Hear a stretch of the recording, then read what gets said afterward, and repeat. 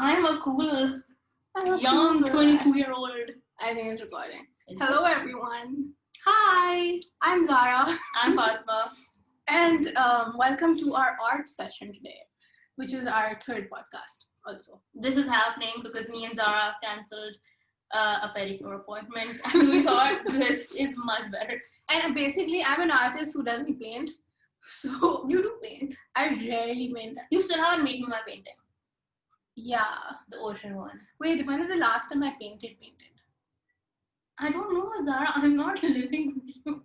I also You don't. I have done drawing last few months. I haven't painted. She's also been busy making her calendars. Yeah. Which are really pretty and really great. Buy them. Oh, I have to upload the video. So this is what happens. Okay, I open up 50 billion projects and then I expect to do them all within 2 days, and then I cannot do them within 2 days, and then she crashes because she can't do them in 2 days. Yeah, and then painting is a good way of relieving side stress. Yeah, but okay, so basically this is do we talk about what the painting actually does? You said do we talk about what, not what do we talk about? Same thing. Okay, so basically I studied art therapy, and a form of art therapy is painting, right? And the reason why painting works is because you have so much energy in your body, and you know, when you take, like, for example, journaling, you're taking a pen to a paper, you're physically taking out that energy. That's the same thing with painting. You're physically utilizing your hands, your body, and taking out whatever is in you. So there are a lot of methods and ways to do it. I think the topic that we love talking about is the body. So I kind of want to like direct it and paint how we want to feel about our bodies in the future. So that's the goal with this guys. Wow, that's a lot. Yeah. But okay. And while we do that, you guys can also do it while listening, because, you know, take this like what, 20-30 minutes and make it your own. So, you know, like a lot of people ask, like, how do I listen to podcasts? And it's like, I always listen to them while doing other things. Like, I cannot sit and listen to someone for 40 minutes. Yeah. I put it on double speed and I start cleaning, I'll start walking, I'll do something, but I'll multitask. And I have painted with other podcasts at the back, because I was an art student who had to sit for 5 hours straight. So I feel bad for you. Yeah. I don't think you had any life when you were an art student. No, someone asked. You still don't, but you know. I mean, I'm still all in art now, that's why. Fair enough. Even though you're not particularly taking art. No, I don't study. Okay, everybody thinks I'm in IVS. Guys, I'm not in IVS. I am studying psychology and marketing. I like how you use our podcast to clear that. Hello, this is who I am. Okay, no, let's start. This is our water, this is our paint. All you need is canvas, paints, water, paintbrush, whatever you want. Fingertips. Fingertips. Do you want to use your fingers? I'll use your hair. Ew. I'll use your dupatta. Okay. Pause. Okay. Buffering. Okay, let's start. So what are we talking about while we do this? I don't know, let's start and then we will figure it out. I can paint without talking for hours. That's a whole other. Also, by the way, I dropped some of the paint on the floor, so I'm just picking up paint from the floor. Actually, the table, but this table is also broken, I think. It is, but I'm going for it. I don't know what we're painting, but I'm in love with these colors. I'm a big fan of purple right now. What does purple mean to you? That's really interesting. Purple is like my second favorite color. Blue is my absolute favorite. Purple is second favorite. So it represents a lot of the same things as blue, which is like calm, collected, knowledge, learning, curiosity. But I think purple is more magic than blue. What shade of blue are we talking? Like the ultramarine blue? That's too dark of a blue. Mine is more like greenish. Yours like is teal, like the tealish, whatever that is, kind of blue. Like, you know what? Okay, have you seen Adventure Time? No. Oh my god. I've seen everything except that. You're missing out. Okay, there's Lumpy Space Princess. Okay. And she's essentially like a cloud, purple cloud, but like a light purple cloud. Okay. You're painting that. Literally, Yeah. you're painting that. But this is like a bit this is our progress so far. Yours like spread out. I'm yeah, like, we are disconnected right now. yeah. We will function. Okay, so you know what? Like, you know what collective awareness is? So like, not like societally. So like, you know, when you walk in a space, you kind of just automatically mold to other people's energy, and that's an automatic response. You adjust to fit in, and that's your survival response in a way. But it's so subconscious and automatic that you don't understand what's going on, especially if you're in a room full of familiar people or similar people, or like it's a different response than if you're in a room filled with people you don't know, because in when you don't know someone, you are more likely to absorb the energy of the room versus when you do know someone, then you're like then you take up more energy in that room, if that makes sense. If you know someone, you're more comfortable, so hence your energy is out more there. Yeah, okay. So you're not molding, you're showing. Okay. You get it? So like right now we are showing. No, we're both two very distinct energies. But I feel like by the end of this, because it's one paper, it'll come together. Yeah, it usually does. All of it always does. Yeah. A lot of things that me and you do, I think. Yeah. I would say a lot of the things that we've dealt with also. I'm intruding your space of paints. Why? Like this is unfair. Like stick to your side. No, because I see those colors now. It has to be there. Do it or not? Fine. Go for it. Go for it. It's either this or white. Go for it. You can do both. The sky is the limit. No, there is no limit. The limit is the canvas. Okay, deal with it. Okay, I have a thing of very limiting beliefs and ideas. This feels like more of a YouTube video than a podcast, but it's fine. Okay, so I have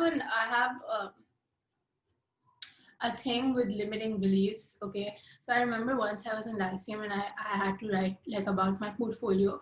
So my portfolio was an idea and I just couldn't get myself to do it, right? So I went to like my psychology teacher. This is disturbing.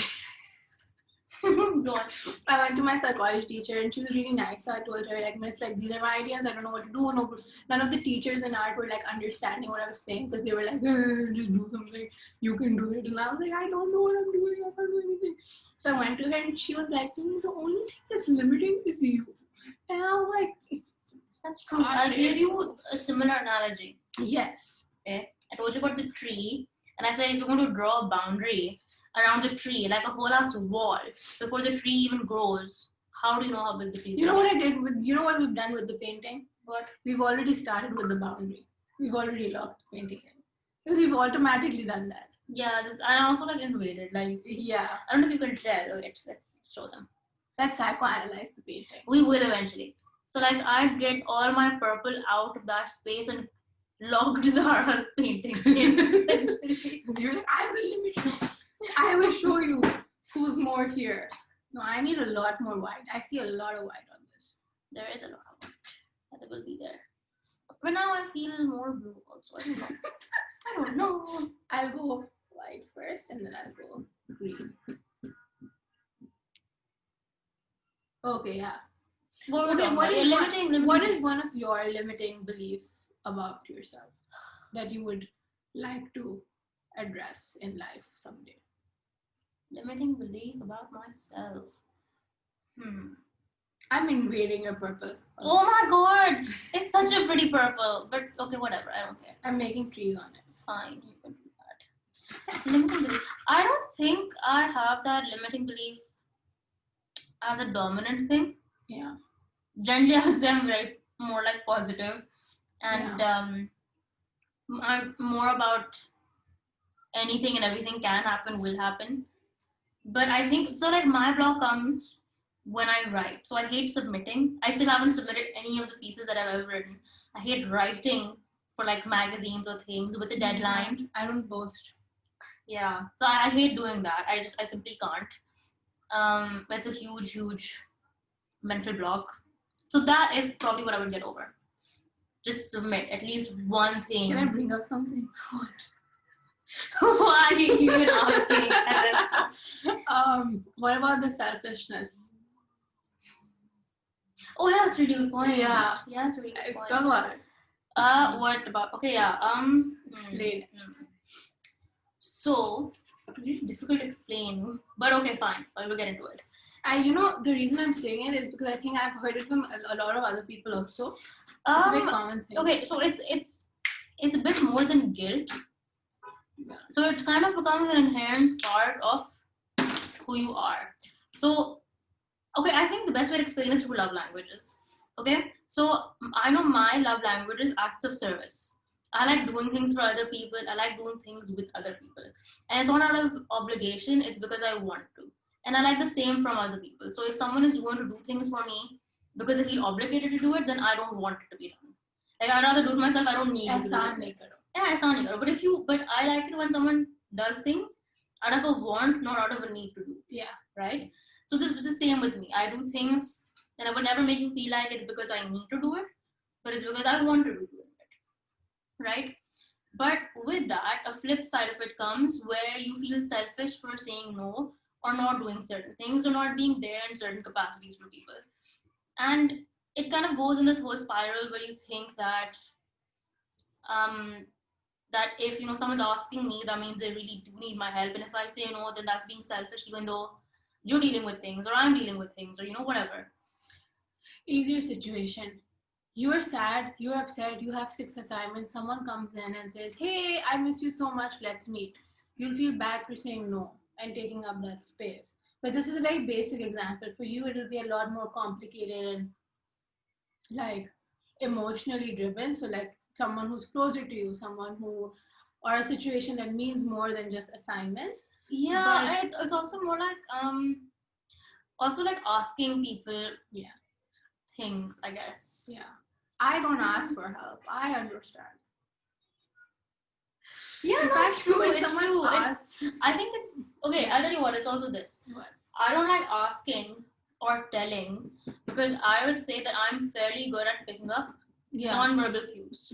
So like other people's boundaries, things that are okay with them, not okay with them, stuff like that is very evident, and I can pick up really fast on without being said. So you just fill in the blank. So I know, but when someone else is unable to do that for me, and obviously you have expectations as human beings, it's not possible to have none, even though we try to go in with no one, with no expectations, whatever. Yeah. But they do happen, right? And then when someone is unable to sort of pick up on the same non-verbal cues or that sort of expectation level that you can pick up on and build on, it hurts. And it kind of goes, and at least for me, I go into the whole, okay, if they really cared, they wouldn't do it. So why do I don't need to be telling them in the first place, right? Because clearly that's a communication thing. It's a communication thing. I don't like telling or asking that someone's done something that's upset me. Yeah. Like confrontational? I'm very not confrontational. Yeah. I run away from confrontation so fast. But I'm trying to change that. So, okay, the hack I found around this, right? And the only way I found hack around this is that I said, if I don't communicate to like my friends or family or whoever that, you've done this thing and it's upset me, I take it as a disservice on their friendship. I owe them at least this much, that I should at least explain to them why I'm mad at them, rather than completely be like, fuck off, away from my life, goodbye to you, no fucks given, Khudafiz. So I think that's the one way I found to just, communicate. Like how our strokes are different. Mine was like, yours is. Yeah. Anyways, yeah. No, for me, I hate confrontation, but I will only do it if I need to. And number two, when I'm not in the feeling. So let's say someone pisses me off, which is a very rare thing to begin with, because I will same thing. I'll justify, I understand, so I'll let it go very easily. But then... Yeah, it's really rare to, I think, upset either of us. Yeah. And then if I do get upset or angry, it takes me a while to let it go, because it will be something that is so deep. Something that meant so much that, what if we flip it and now there's still left? I want you to just see it in a different light. Okay, I really like it though. I do too. Wait. Here. Yeah, continue. And then, and then let's say I have anger, right? And you tell me go tell the other person that you were hurt by a situation. I won't until and unless the anger is gone, because I don't like speaking from that space of Yeah. um, energy, because I'm going to end up saying more things than I need to, or you know, like that. So that's Is it my also thing. shame related anger for you? Sometimes it is, because I don't like anger at all. So sometimes if I'm like really mad, now it depends who the person is. If it's family and there's anger, I won't say anything. If there's friends and there's anger, that anger goes away very quick. Then that anger is coming from a place of sadness and hurt more than a reactive anger. Fair. Fair. So that's that. I mean, all anger has a basis of being hurt, right? Yeah. So it's not really you're angry that you're upset or you're hurt by what someone has You know done. what I did? Okay. Complete conversational. So the anger part is the connection here. So you know how we said we're painting how I want the body to feel. Even in this, I can see like parts of it which are like stuck and stagnant. So that kind of like reflects on what I want to say. So like, okay, I used to say that in this last 1 year, I've been at war with my body. Okay, so that basically, I'm talking like seriously. I'm sorry, go on. No. So this year, I was like, okay, I've been at war with my body. And that means that I'm taking out all my anger on my body. So it's not, I've like not disassociated it, but I've split it just to be able to understand it. So this whole year, I've been sick a lot. And when I go to the doctor, they're like, it's stress. And I'm like, what stress are you talking about? I don't get stressed. Emotionally, if I get stressed, I know how to manage it because I'm really good at emotions. Physically, I'm like, what are you talking about? My blood test is fine. Why am I sick? I didn't understand it for the longest time. Then I was like, okay, maybe I'm taking out anger on my body by neglecting it, by not sleeping, by not taking care, by not having medicines, by not like working out or doing phases of it, or too much, too little, too less, whatever. So taking out control, because anger for me comes from a place of control, and throwing it on the body. And then I was like, okay, you know, I talk a lot about inner child, and inner child is basically, this goes in shame, but inner child is basically the person inside of you that holds all your shame, holds all your emotion. So what is the age for the inner child? 3 to 7. Yeah. So it's you at, so it's essentially you at from the age Yeah. of 3 to the age of 7. However you Can felt go that up way. to 8. Yeah. However you Because- felt that way, whatever things you went through at that Yeah. time, and how it then impacts your Yeah. later on life. So it's basically that 3-year-old or 7-year-old, they get socialized to the world and they get hurt. Like someone will tell them, hey, you can't wear this, or hey, this is wrong. So that thing is internalized by the kid if there's not enough boundaries, right? So there's a whole spectrum of therapy and psychology that deals with inner child. And I really like it, and I like studying it. I like your shirt. So, I was like, okay, let's not think of it as my body, let's think of it as an inner child, because it's so reactive. So now if my child is, because that's the way I phrased it, is like, now if my child is screaming and fighting and I'm showing authority as the adult that, hey, no, you cannot sleep right now, you have to do 6 more hours of work, that's me being authoritarian as an adult, and the child screaming just to sleep. And as we know, if you want to parent a child, you don't scream at a screaming child, it won't work. You know, they'll just fight you back. You don't make more noise when there's noise. Do you get what I'm saying? You know what? There's also a really good hack for, you know how we say that in order to heal or grow or get somewhere else, you need to show kindness to yourself. Yeah. But it's really difficult to show kindness to ourselves in the state we are. So it's much easier if you would split yourself, right, into current me, child me, and saying, okay, I need to show kindness to the baby version of who I am. And if you can parent that, if you can show that side of it, kindness and gentleness and care, then automatically your response in your current state will also become better. So that's what I kind of did. I started looking at my body as the inner child, and I was like, okay, what is it that the child is trying to say? And the child is just like, oh, I'm tired, I want to sleep. But you know what? Okay, I will also say this. What? There's also different body types, right? So my body, I know for a fact, I don't store stress in my body. Yeah. It's just not a thing that it I does. never realized. Zara, okay, yeah, when we had this conversation, Yeah. you store a lot of stress in your body, Yeah. right? So it's not that you're not tired, it's not that you're faking it, it's not that you're Yeah. sick, but so like you had chicken pox when you were in Malaysia. That was pretty traumatic, like just as a whole, Yeah. it was, right? It was. I refuse to admit that.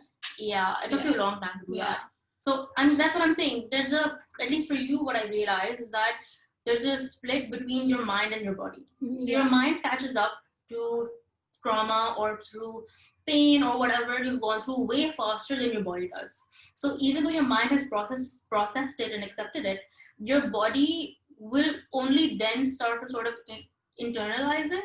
And then it's like a 6-7 month cycle. Yeah, it's a really long gap. And so whatever you dealt with while being under chickenpox or whatever, your brain accepted it, you got out of it, but your body is only now sort of starting to show symptoms of that kind of stress.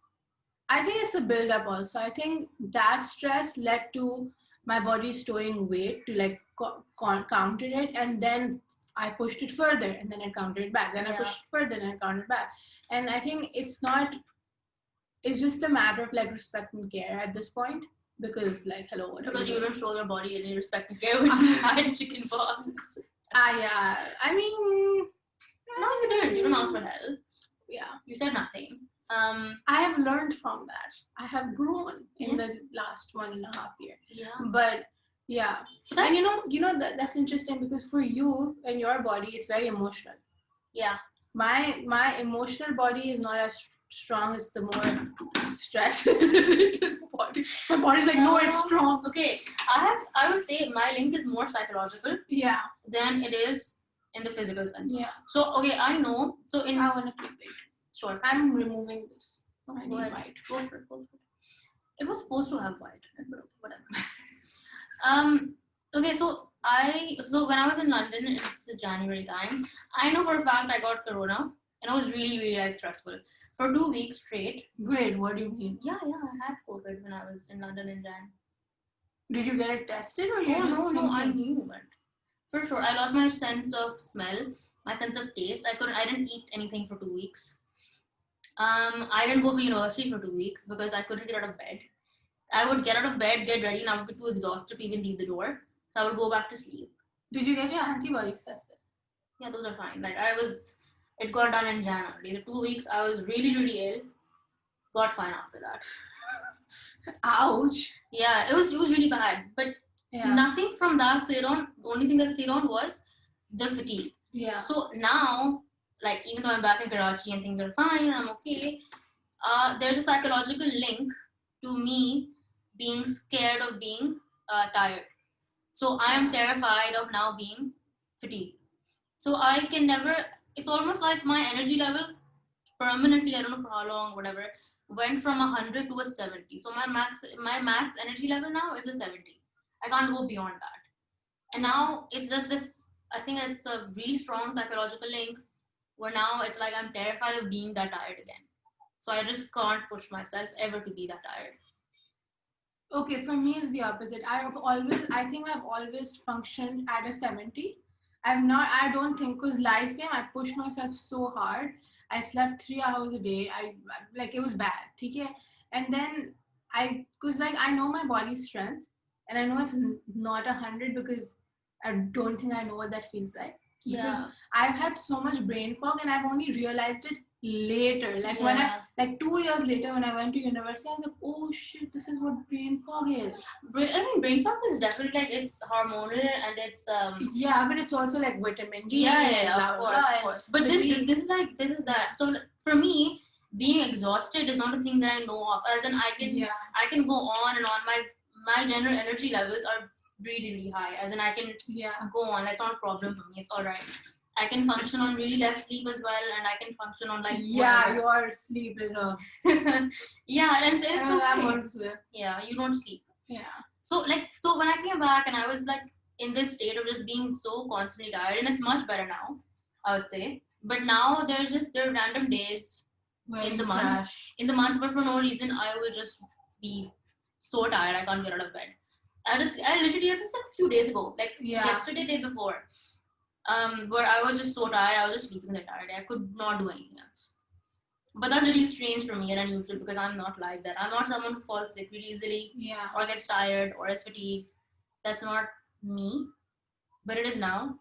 Yeah. And so it's really difficult to sort of Accept. yeah. It took me a long while to understand that I was scared of being tired. Yeah. Because I think I was at yoga and I was at the end of the class. Yeah. I was in dead pose, like dead man's pose. And I was just lying there and I realized that shit, like the reason I am so tired is because I am scared of being so tired. And That's a like, huge thing. Yeah. No, it's tough because like you're home. I wake up at like what? After 11 every day. I think I need to stop, but I'm having fun. So. Go for it.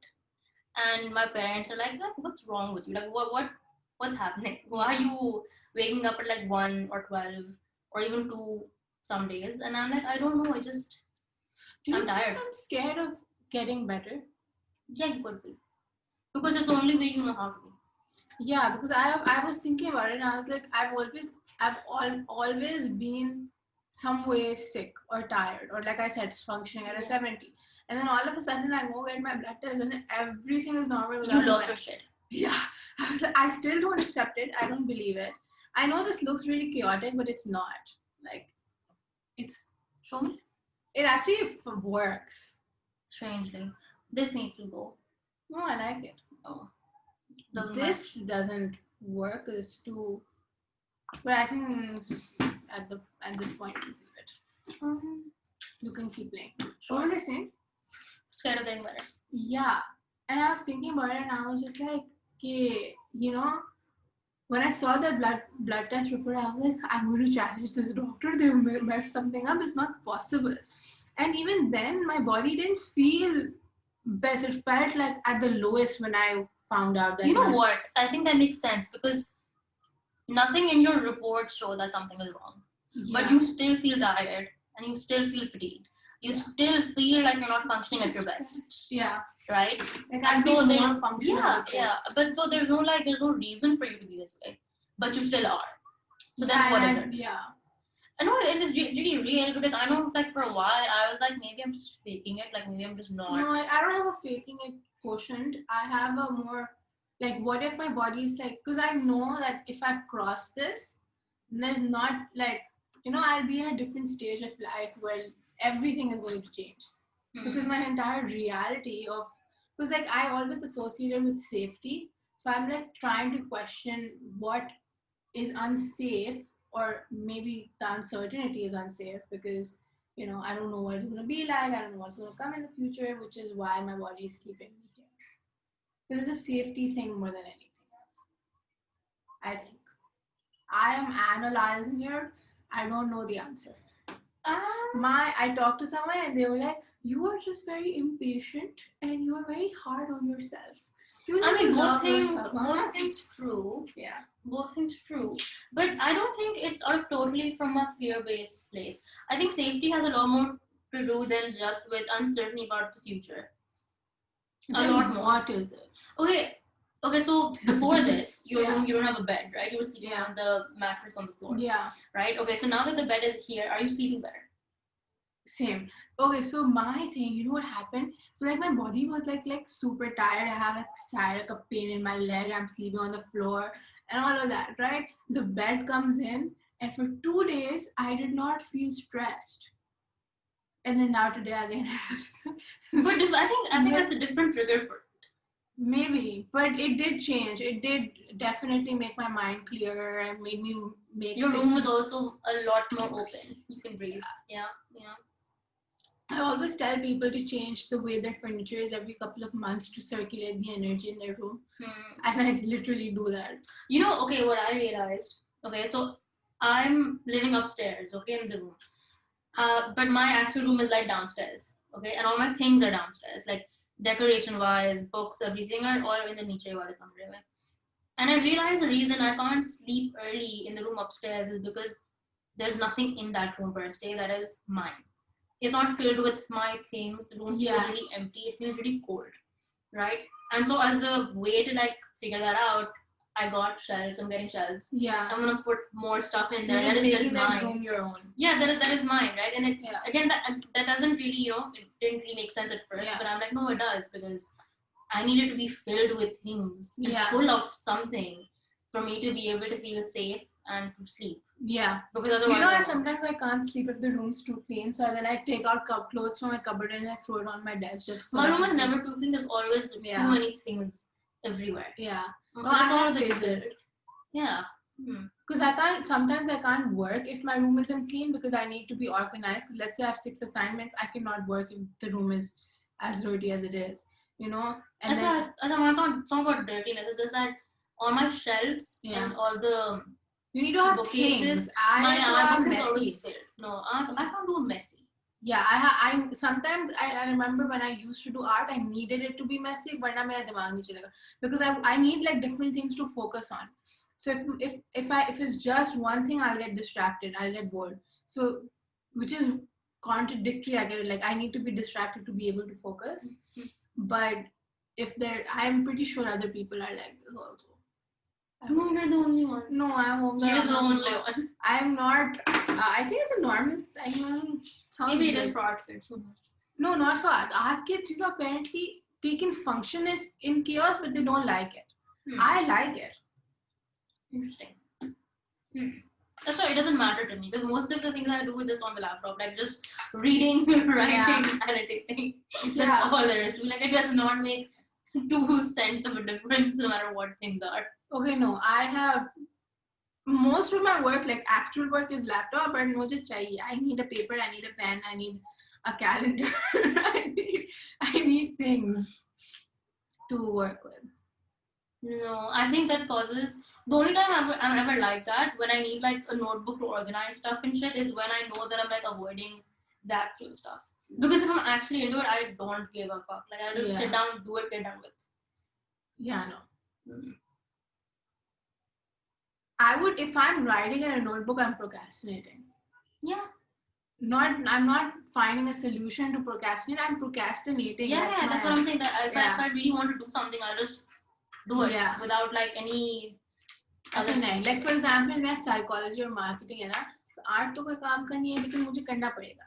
Otherwise, I won't like. You know, like sometimes I miss maths because like essay writing, then I want my brain to work, so I have to go and do some maths. I'm very bad at maths, but I need something else that is not essay and reading and writing.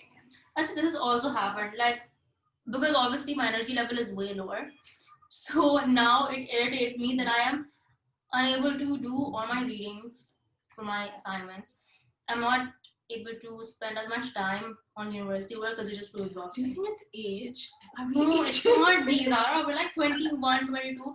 Nobody has these like problems at this age. I mean, no. And because I know for a fact this wasn't a problem pre-Jan. Like for sure, it just wasn't an issue. Okay, I was. Can we blame it on the year? Yeah, but that I don't like to naturally. Because I feel like you can't take on so much anyways, because this year has been like completely unstructured, completely flipped on its head. This year has been like horrible and as a side, but this year has also been horrible because my body has just decided to say fuck you. I think it crashed. Like, yeah, man, that was really bad. I was bleeding for a month and a half when I first came back. I was like dead. I was like, when the fuck am I gonna stop having my period? Yeah, no, I still don't understand. That's like, and you didn't go to the doctor. I went to the doctor after it was fine, and she said you're bleeding for a month and a half. It's fine. It's okay. I've also stopped going to doctors in Pakistan. I refuse to go. Well, welcome aboard. I refuse. Welcome to Azara's land. I refuse. I refuse to do it. Glad someone understands my No, okay. I was talking to my dad about me being really tired, and he's like, "Yeah, but like, ho kya raha hai?" He's like, "Have you gone to a new doctor?" I'm like, "No, I'm not going to a doctor." The end. So he's like, "Okay, fine. Like, I'll figure something out. Like, you know, me and your mom will like talk and ask." And I said, "You do it on your own. Don't even tell me about it." Cleaned also in the time being that we're talking. Yeah, that's correct. Yeah.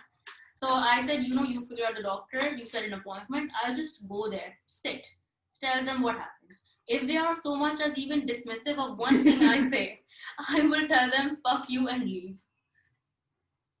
Will you? Yeah, Did you? I haven't You know, gone yet. I went to the doctor with so much anger. I'm going to tell you I'm right. I like, you know, with my reports being wrong, and then they were all right. And then I was like, now I can't even fight him because he's going to be like, it's fine, cool. You know what the worst part is? All doctors contradict each other. Yeah. Okay. Oh my god. So- Especially if you're like trying to lose weight. So I remember, so when I initially started going to doctors, I was like 16 for PCOS. Okay. And this was just initial years. One of them told me to, like, naturally they all say stop having carbs, stop having sugar. One doctor told me leave fruits altogether. So for a good year and a half, 2 years, I just stopped having fruits. You were just deprived. I just stopped having fruits. I said fine. I stopped having carbs also. And then when I came back here and I started like I had bread or roti or whatever, my body would crash. I feel like I would faint if I had any amount of carb whatsoever. And I slowly started getting my body used to it again. Fine. But I'm just saying that the level of contradictions, one doctor said, you can eat anything and everything under the sun. One said, no carbs, no dairy, no sugar, fruits, nothing. They said, no, not even fruits. Fructose is also bad for you. When I heard this doctor tell you can eat everything, I was like, she's lost her mind. Same. She lost her mind. She doesn't know what you're talking about. But I get that they have a degree in this. Like, man, like, what the hell? She said, don't go to any doctors anymore. Eat everything that is there. She's like, you actually need to be eating more because this also happened. I lost my appetite as well. Like, I remember when I initially came back. Eating more, I agree with. Yeah. I don't think any of us like would been into this system of like this doctor, this nutritionist, eat enough. Yeah. No, you automatically don't eat enough. Yeah. And then I know like generally my appetite just shrunk. Like the entire day, what I would have is just tea because my nausea would be so bad and just pain would be so bad. I want to start a glucophage support group. If you're down for this, please comment and I will make it. I swear to you, I'm going to do it because I needed it and I feel like this is a support group situation. I think glucophage, even aside, I think just the trauma of dealing with Pakistani doctors is enough to have a support group. They all are horrible. Yeah. You know, okay, I remember this was again in Lyceum, and then also the year I went to London, the first one, and I went to the gynecologist here. She's in South City. What her name? Anyways. Don't name. Yeah, also true. Yeah. Okay, but she gave me birth control. She gave me Diane. Okay? And Diane is the worst. You using Diane for motor force?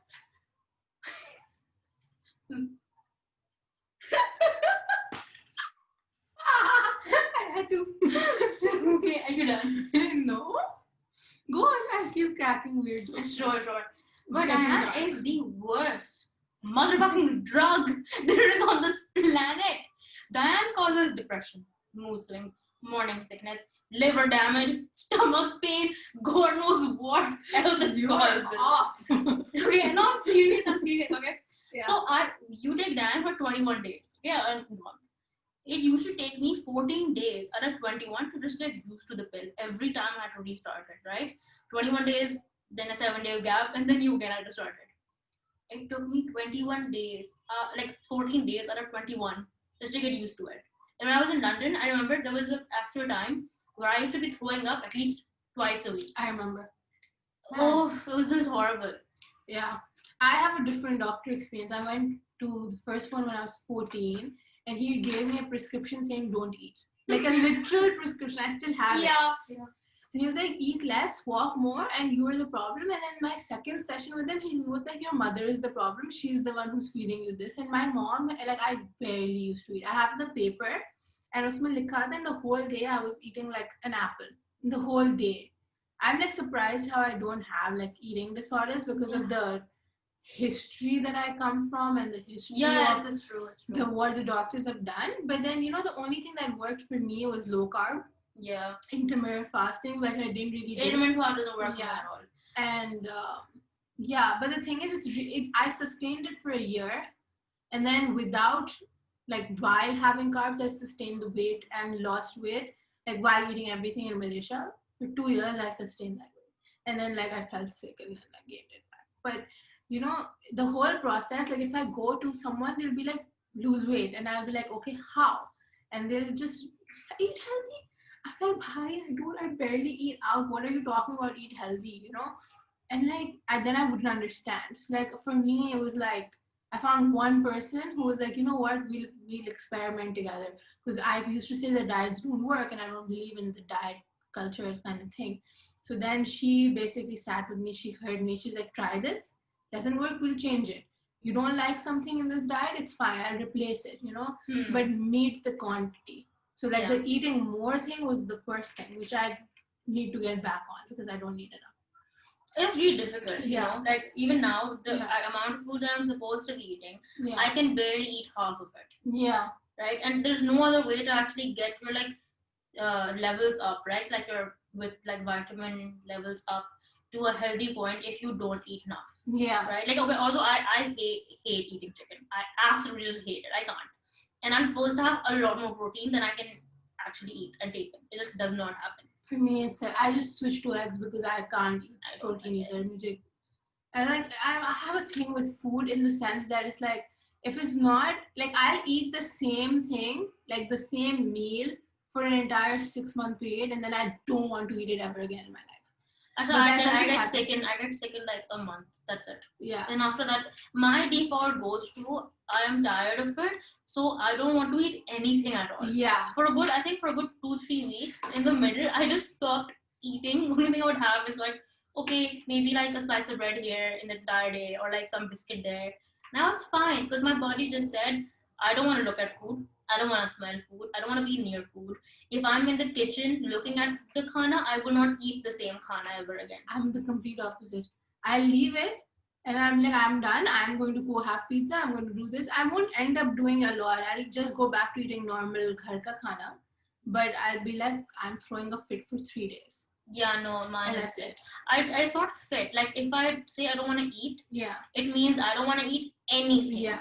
Like it's not even a fast food thing or bahar se kuch mangwa liya. It is just I that. need food to function. I can't think one. No, I need to eat. No, it's the opposite. I am more.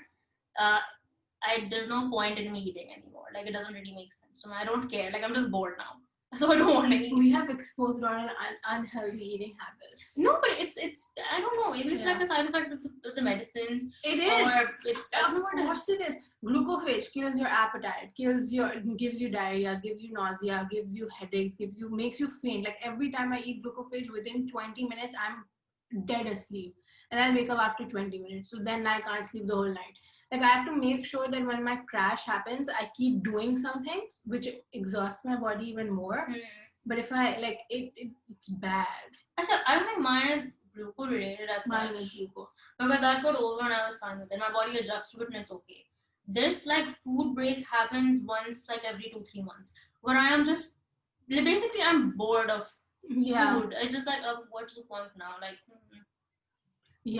But the way I found to do that is that I just tell my mom, okay, just send the food upstairs at these times. And if I don't see it for the entirety of the day now, I'll probably just end up eating it on the off chance. If it's just in front of me, okay. For me, it's like if you remember me in Lyceum art class, my lunch was the exact same salad for an entire year. Yeah, I can't do that. I'm still eating that salad every day. I can do that. But with the chicken part of it, like let's say there was keema for dinner. I'm sick of it. I want something else. But then when there's something new, I don't like it. Then I feel bad. Okay, my mom made it from so much love and mehnat and whatnot. I don't go in the kitchen because I have 20 people in my house. There's too many people to go in the kitchen. So I was like, you know what? Let me just bring back my university lifestyle, put a hot plate on the floor and start cooking. But apparently we don't have a pan for the hot plate. but that is my solution to this problem.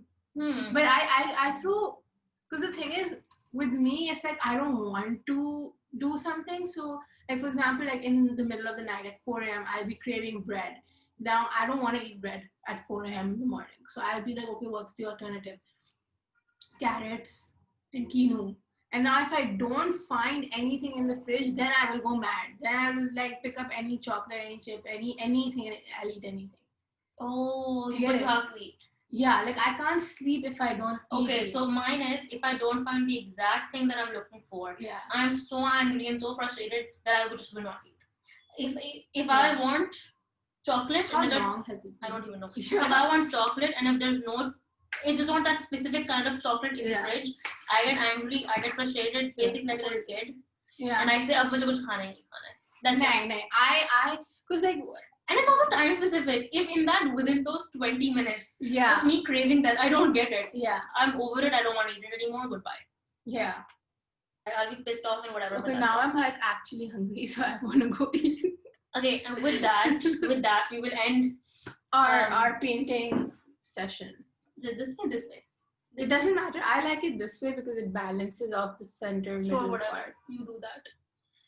As an artist, this is very creative. Very good. Don't. So It's for sale. shut up, Zara. No, it's not. Okay. My So- capitalist comes out. With that, we will end the session today. This podcast recording episode, whatever. With I think the final words are that it's really difficult to map out whatever your body goes through because your brain can accept way faster, but the internalization process that our bodies have is much slower. And I think it's important to forgive ourselves and to be kind for our body taking up too much time Space, and time and space that we don't understand, but it needs to. So, what is the activity to take home apart from the painting?